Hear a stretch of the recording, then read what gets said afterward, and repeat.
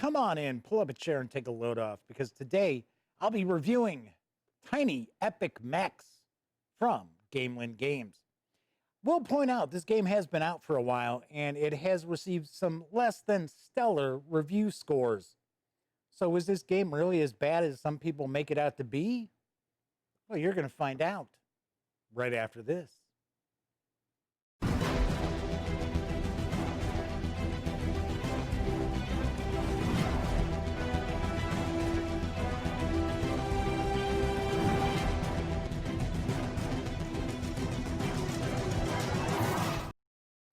Howdy, howdy, howdy, gang. Yes, I'm Jeff McAleer, back once again as your host here at the Gaming Gang channel. As I mentioned, I'm going to be reviewing Tiny Epic Mechs. But first, I do want to remind you, if you like this video, please give it a quick thumbs up. Subscribe to the Gaming Gang channel if you haven't. And of course, if you do subscribe, ring that notification bell, because it will not only let you know when I upload reviews such as this, it'll also let you know when my live stream, The Daily Dope, airs right here on YouTube, Monday through Thursday nights, where I bring you the latest in tabletop gaming news. Of course, when you're not watching videos on the Gaming Gang channel, be sure to visit thegaminggang.com for all the latest in gaming news, reviews, and a whole lot more. Get your geek on at thegaminggang.com. So, as I mentioned, I am going to be reviewing Tiny Epic Mechs from Gamelyn Games. It's designed by Scott Almes with art provided by Roland McDonald. Game is for 1 to 4 players, ages 14 and up. That's because of the little pieces inside. It's not because of the complexity of the game. It does play in about 30 to 60 minutes, and the deluxe edition of Tiny Epic Mechs carries an MSRP of $35. Swing on over to the other camera. I'm going to talk a little bit about how to play the game. I'm not going to go into like a ton of detail about how to play, because the game's been out for a while. The game has been out for a while. There are loads of videos out there. I finally had an opportunity to receive a review copy from Michael Coe over at Gamelyn Games. And I have seen some folks talking about the game in the past, and they have been really down on this. Not everybody, but some reviewers have been pretty negative about the game. I don't see it. Is it my favorite Tiny Epic game? No. I'll be the first to admit it's not. But I do think that this is still overall a pretty good game. So I've kind of laid out some of the stuff here. I will zoom in a little bit and then I'll zoom back out. But first of all, Tiny Epic Games pack loads of goodies inside a very small box. And this is no exception. Of course, this is the deluxe edition, so we get a couple of additional little add-on optional variants with loot boxes and camera tokens. So those are pretty cool. Got a kick out of those. We've got loads of these little weapons. We've got basic weapons. We've got advanced weapons as well. We've got the item meeples that we have seen in the past in other Tiny Epic games. But we also have power suits and a mighty mech with the game as well. So Tiny Epic Mechs, obviously enough, it's a game of mech combat. So it's supposed to be, I think, the year 2060. Well, let's take a look. What is it? Oh, I'm sorry, 3030. It's year 3030. And one of the most popular things on TV, I guess we'll say, is this kind of like battle royale. So all the players are trying to score points by damaging their opponents, by holding various different areas of the arena, and by trying to spend time inside the mighty mech. So let's zoom in just a little bit here. And first thing we're going to do is we're going to just take a peek. I'll get these out of the way. I'll show you the rules. I found the rules to be a little longer than what we're used to kind of seeing with some of the Tiny Epic games. Now, that's not a bad thing. It's just a little more in depth than some of the other games. Now, I will point out Tiny Epic Zombies, I think, has the longest rule book out of all the Tiny Epic games. And there's a lot going on in Tiny Epic Zombies. I'm a fan of just about every one of the Tiny Epic games. Only Tiny Epic game I was kind of felt, it's just me though, I'm sure it's just me, is Tiny Epic Defenders. To me, I felt playing that game is too much where you're reacting to things going on that you really don't have control over. So just taking a look through the rules here, they're pretty well laid out. There's also a solitaire variant to the game as well. And then, as we'll normally see in the bottom of the box, we actually have frequently asked questions that are addressed. I'm going to show. This just seems to be a thing with the Tiny Epic games. We always have an FAQ in the box as well. So each of the players are going to receive a pilot. We have a variety of different pilots we can choose from. There are 4 colors in the game. So we've got blue, we've got orange, we've got purple, and we also have gray. So this is a blue character here. So we have the pilots. They each will have a special ability that's specifically just for them. So that's them as a pilot. If they happen to get their power armor, then you flip that over. So use the item meeple like that if it is just simply the pilot. If they're able to purchase and power up to go into their power armor, you would actually put your little item meeple inside this power armor suit. And of course, we've got all the different weapons that will actually pop in there. And then if you're able to climb aboard the Mighty Mech, whoops, wrong one, sorry. There's the Mighty Mech. You'll actually take the Mighty Mech card. And you get to decide which mech you want it to be. It can be the Troy 3000 with rocket charges or the Sparta 3000 with a force field. You notice on the pilot card, we have health. We've got a little health marker here. If you reach 0, you're knocked out. You're KO'd. There is no player elimination in Tiny Epic Mechs. So if you're KO'd, you just simply respawn back at your base location. But as you notice, if you move into your power armor, you'll get extra health. If you're in the Mighty Mech, you have even more health. The game runs over 6 rounds.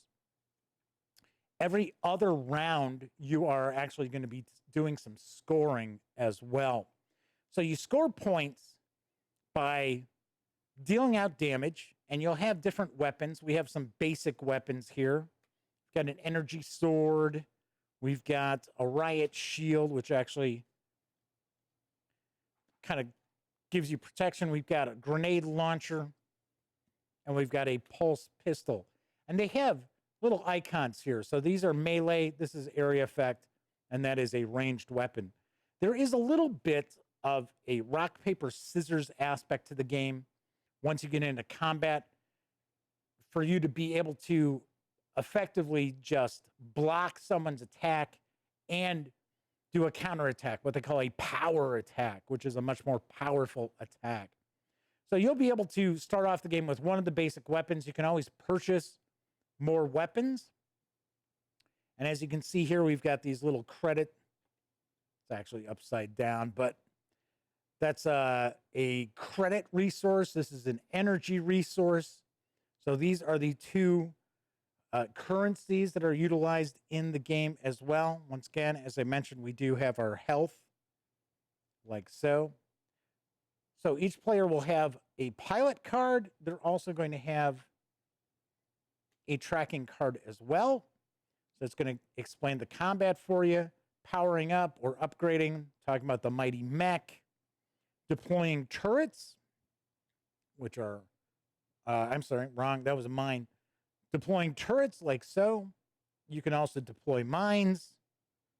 And you will start off with 3 credits, 3 energy, and you actually spend these. So for an example, to power up and get into your power armor, that costs you 3 credits. To buy additional weapons will cost you credits. You also have energy as well.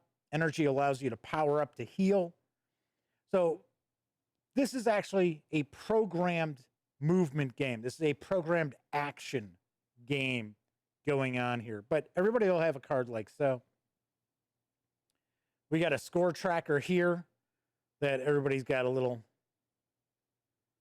trophy that they're going to track their score. And if they happen to get more than 40, you flip it on over to that side there. We also have our round card, which is going to track what round we're in. As I mentioned, every other round up to 6 is the final round, we're going to score. And then we get a breakdown of, okay, so how many points are you going to score for these? Also, anytime you start a combat with somebody, you get a point. Every point of damage you deal out, you get a point. And that happens in any round, any time. All right, so essentially what we've got is we're gonna have a board laid out. I'm gonna zoom back out a little bit to give you a better view here. There we go. I don't have the entire board set up as far as playing. And of course, the arena is going to be set up differently depending on how many players you've got. But essentially what you're going to do is you're going to lay out in each of the rounds, you're going to lay out 4 program cards. So effectively, it's going to show what you're doing as far as moving and an action. So if I play this, it allows me to move 1 tile and I can collect. So we've got a few of those. I've got one where I can move and I can deploy a turret. I can deploy a mine. I can move and I can purchase something. I can move, I can power up. I can jump. So I can jump in a straight line, actually jump from one spot over this one to another. I can also jump diagonally. That's the only time you're able to move diagonally is by jumping. You notice if you jump, you can't take any actions. So what essentially you're going to do is you're going to choose 4 of these, and you're going to, in the rules, it tells you to take the other cards and cover up your actions. So for an example, let's say I'm here, and I wanted to move here, and maybe I want to collect the credit, right? So normally I'm going to lay this in front of me, not on top of this, right? But let's say I'm going to move over here and I'm going to collect. Well, according to the rules, you're supposed to cover that up with something with one of the cards you're not using. To me, that's kind of silly. Flip it upside down. I mean, I don't understand what the purpose is for covering up. It just seems kind of odd to me. So what'll happen is, so for an example, I would move there and I would get to collect a credit. Now, the numbers you'll see on these zones, those are for the points you score for controlling them. And you control an area by being in it, by having a mine in it, or having a turret in it. And you may only have 1 mine or 1 turret in a location for everybody. If I move into a location that has a mine, it's going to go off, and you flip it over, and the number that's on the mine is going to be how many points of damage you take. The mine is then taken out. Then we've got the turrets. The turrets provide damage if I go into that location. If that was somebody else's, I can be in my own area that's got a turret or a mine. That's not a problem. So what happens is, if you ever end up moving into a location that another player is in, either as a pilot, in power armor, or in the mighty mech, combat takes place. So if I instigate the combat. If I'm the one who starts the combat, I get a point. I get a victory point. That counts as a point for me. And then I get to attack. Now, if I had jumped into this spot, I would even get a power attack if I did that. So I get to make my attack depending on the weapon I have. So here, got a pulse pistol. I would do 1 point of damage.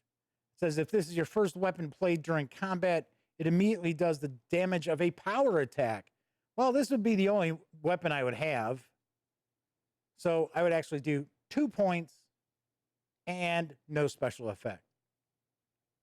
So what happens is,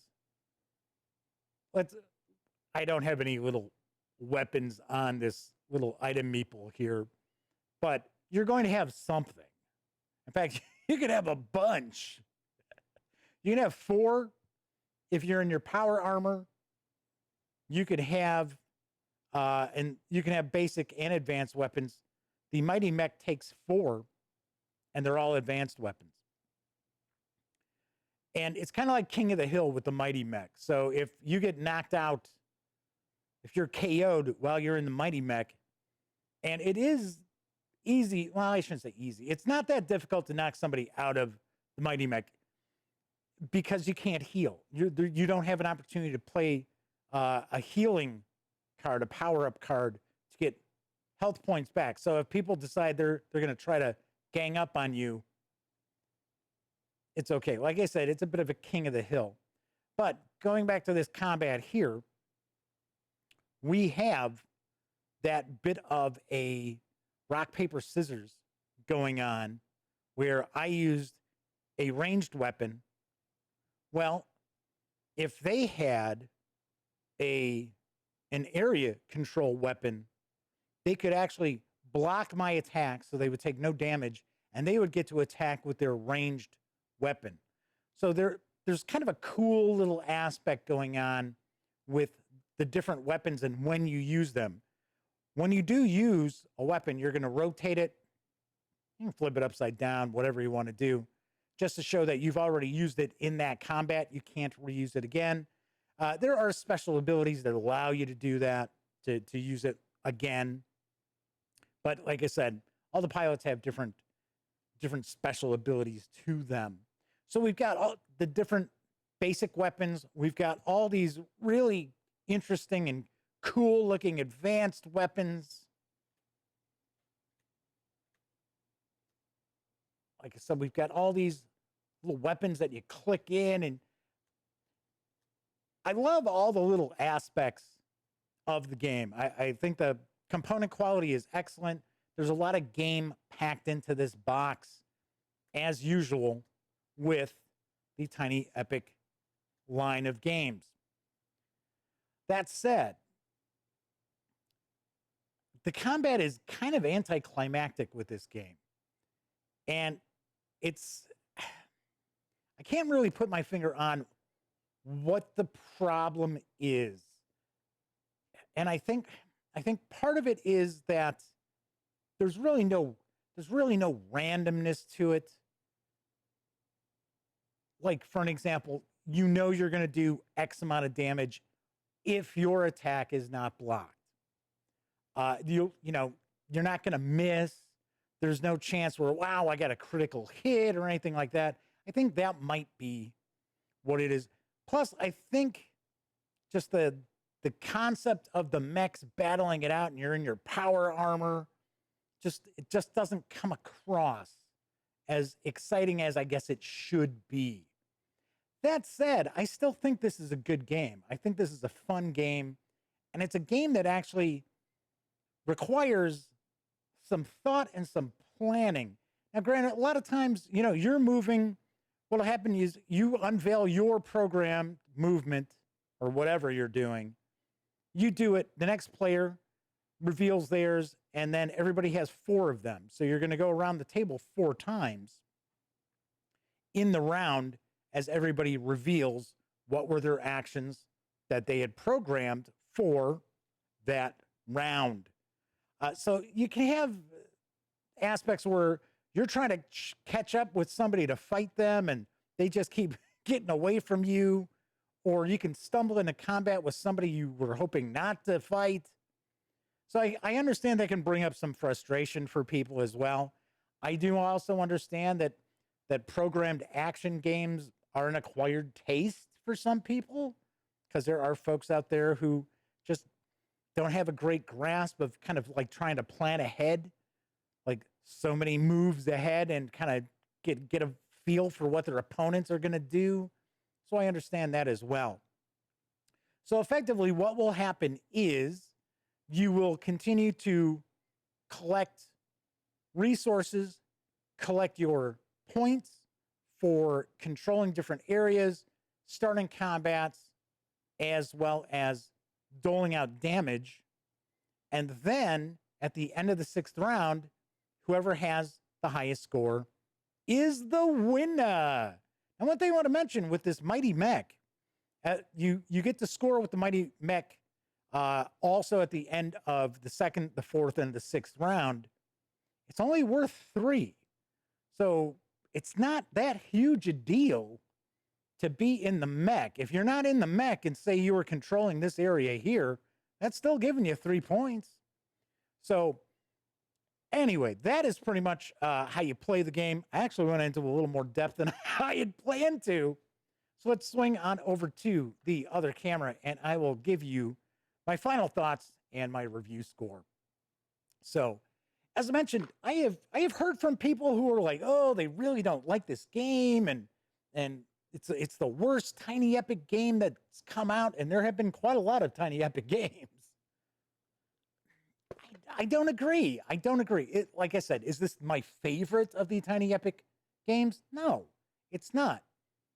In fact, one of my favorites flies under everybody's radar. It's the Tiny Epic Western. I think that's a blast. Anyway, but Tiny Epic Mechs isn't as bad as people have made it out to be. We had fun with it. Yes, the combat's a little anticlimactic. Yeah, I get it. Okay. Could there be some sort of tweaks that could be made to it? Probably. Personally, I would think like an averaging die being utilized, that sometimes your weapons do more damage because you hit them really good, or maybe it's just a glancing blow and you didn't do anything. I think that would add a little more uncertainty to once the combat starts. I do kind of like the fact that you've got the rock paper scissors aspect of combat as well. So sometimes you can luck out and be like, oh man, they just slammed me with X number of points of damage. It's going to knock me out. But I've got the weapon type that counters that. So let me counter that and counter attack. So I like that. I think that's kind of cool. We get a little bit of back and forth with that as well. So it's not like you're getting attacked and it's just you just sit there getting beat on. All in all, I honestly think Tiny Epic Mechs is fun. I think it's worth a purchase. I don't think it's as bad as some people have tried to make it out to be. The gang had a good time with it. I certainly give Tiny Epic Mechs a very solid 7.5 out of 10. I think it's good. I think if you like programmed action games and you like the theme, I think you'll enjoy Tiny Epic Mechs. All right, so that is it for this time out. Once again, if you like this video, please give it a quick thumbs up. Subscribe to the channel if you haven't already. And if you do subscribe, be sure to ring that notification bell, because it will not only let you know when I upload videos such as this, it'll also tell you when my live stream, The Daily Dope, airs Monday through Thursday nights right here on YouTube, as I bring you the latest in tabletop gaming news. Of course, when you're not watching videos on the Gaming Gang channel, be sure to visit thegaminggang.com for all the latest in gaming news, reviews, comics, movies, TV. Get your geek on at thegaminggang.com. Until I see you next time, as I have been closing out all the videos during this pandemic, unfortunately, let me once again remind you to please be smart and stay safe.